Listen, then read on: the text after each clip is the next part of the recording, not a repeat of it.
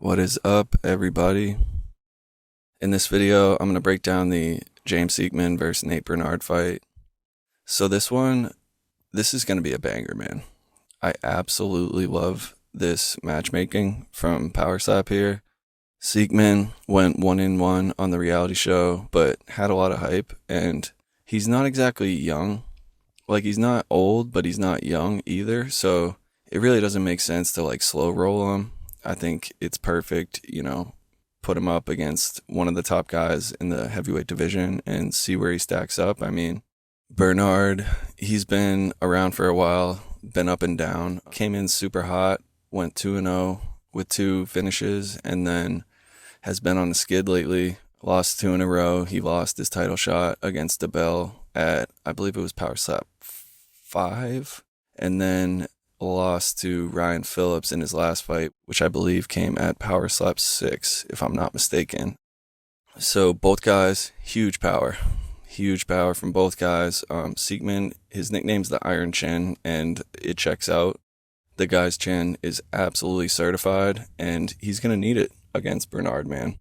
Burnard, absolutely massive human.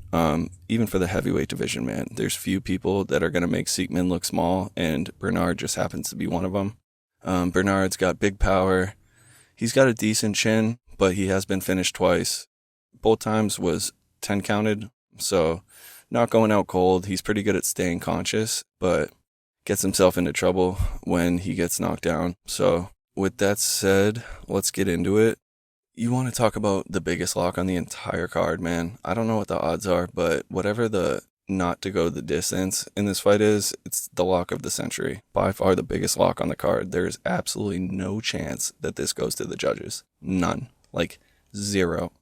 So let's go over some offensive stats here. So you'll see for Bernard, he's thrown 6 slaps. He has 1 knockdown, but I have an asterisk there because it really should be 2. Crespo got saved by the catchers, so I really think that it should be 2 knockdowns on 6 slaps, so pretty good, knocking people down at a 33% clip. Only 1 offensive foul. He had a clubbing foul. I forget which fight it was, but he had 1 clubbing foul, so pretty decent accuracy from Bernard, and he has 2 KO and TKO wins. His first fight against Stevie Ray Payne, absolute highlight reel KO, and then he finished Crespo in the 3rd round. For Siekman, he's thrown 5 slaps in total. He has 2 knockdowns, but I have an asterisk there because it should be 3. Powell was also saved by the catchers, so one of the knockdowns actually, one of his knockdowns in his first fight against West Mina was a step. He ended up losing by DQ, but he knocked him down. So whether or not you want to call that a knockdown, that's really up in the air. He has 2 offensive fouls, and he actually had a 3rd against Mina, but Mina flinched, so I didn't count that because obviously a flinch can definitely cause a club.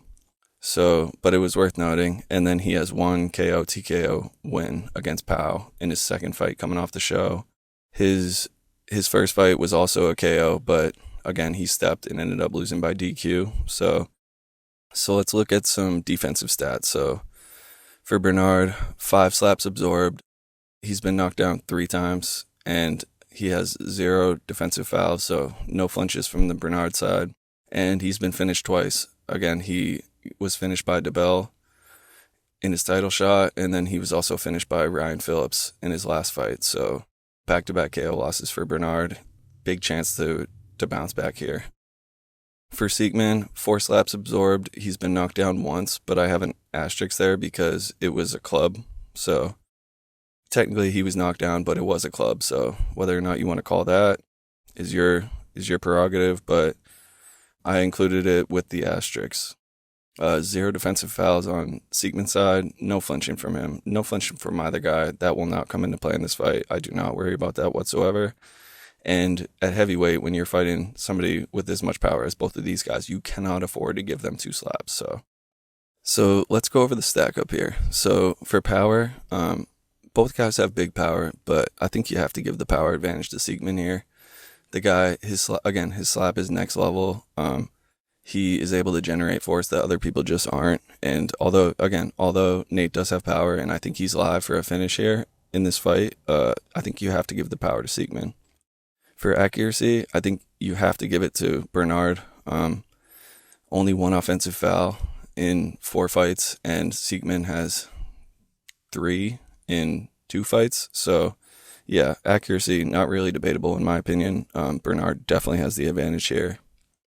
On defense, you have to give it to Siekman, man. His name's the Iron Chin, and yeah, it checks out. Only been knocked down once, and it was because of a bad club. And Bernard's been knocked down multiple times on clean strikes. So, although he's good at staying conscious, you just can't give the advantage on defense to Bernard here. For presence, I'm also gonna give it to Siekman. Bernard, as big and as scary as he is, I would love to see him own the stage more. Not very good at playing the slaps off, to be honest, in my opinion. There's been a couple times where even when he eats it and stay on his feet, he looks confused, and then once he comes back, he'll just, walk back. He doesn't talk shit. He doesn't play off the slaps. He doesn't really do anything like that. So, yeah, for presence here, definitely I'm giving the advantage to Siekman.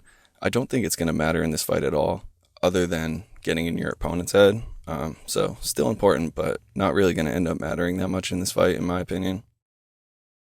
And then for recovery, I mean, you have to give it to Siekman. We've seen him knock down on a club, and he got up and played it off.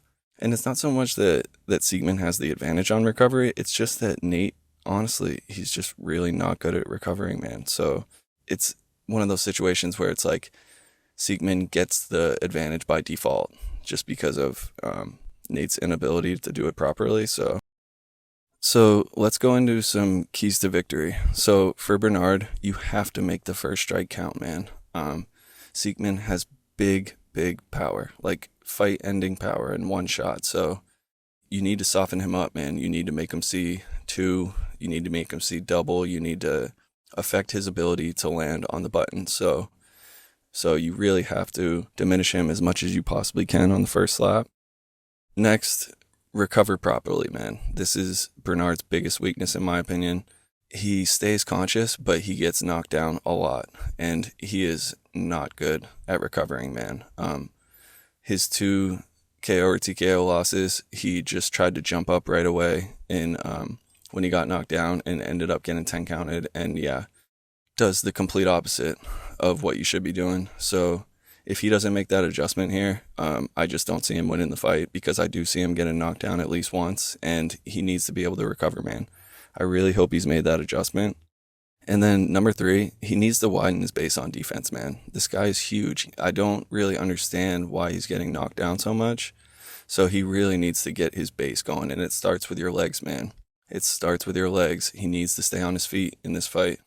If he does these things, his path to victory becomes a lot larger. So yeah, again, make the first strike count. You have to diminish him and utilize that coin toss win, man, because it's big. Needs to recover properly. I find it hard to believe that he doesn't get knocked down in this fight, and so if he doesn't make that adjustment, I see him getting 10 counted. And yeah, widen your base. There's no reason you should be getting knocked down this much with how big and how strong you are. So if he's able to widen his base and strengthen his balance there while he's taking the strike, it'll really help him out. For Siekman, dude, he needs to control his emotions. He gets himself in trouble when he starts to talk too much. He's not a guy that needs to be super pumped up. He does his best when he's in its silent killer mode. It's not to say that you shouldn't be playing the slaps off and doing all that. I mean, of course you do, but there's a fine line between playing the slap off and being, not in control of your emotions when you're constantly talking shit and you're focused more on talking shit than you are landing clean blows. Number 2, he cannot chase the KO here. He's talked a lot of shit about how he's going to knock Nate out, and so it is absolutely pivotal that he doesn't chase the knockout. He needs to let the knockout come organically, naturally. If he tries to chase it, he's going to end up clubbing, he's going to end up stepping, and when you're dealing with heavyweights like these two, Clubbing and stepping can be absolutely catastrophic because chances are you're probably going to put him out on your foul and you're going to end up losing the fight. So for Siekman, absolutely pivotal that he lets the KO come to him and he does not chase it. And then lastly, no fouls, man. I don't see any fouls on the defensive side from either guy, so it really comes down to offense and throwing clean strikes. So let's go over some scenarios of how I could see this fight playing out. So if it ends in the first round, I think that it's Siekman winning. Siekman's chin is just absolutely certified, and although Nate's slapping first, I just don't see him putting him out in one. I think that Burnard, although he's alive for a finish, I think it would definitely have to come in the later rounds, second, most likely third. If it ends in the second round, I think that it could be both guys, but I think that you still give the advantage to Siekman there. If it ends in the third round, both guys are live. I think that the third round is Bernard's best chance to knock him out. You really have to chip away at Siekman, man. You're gonna have to put two really good ones on him.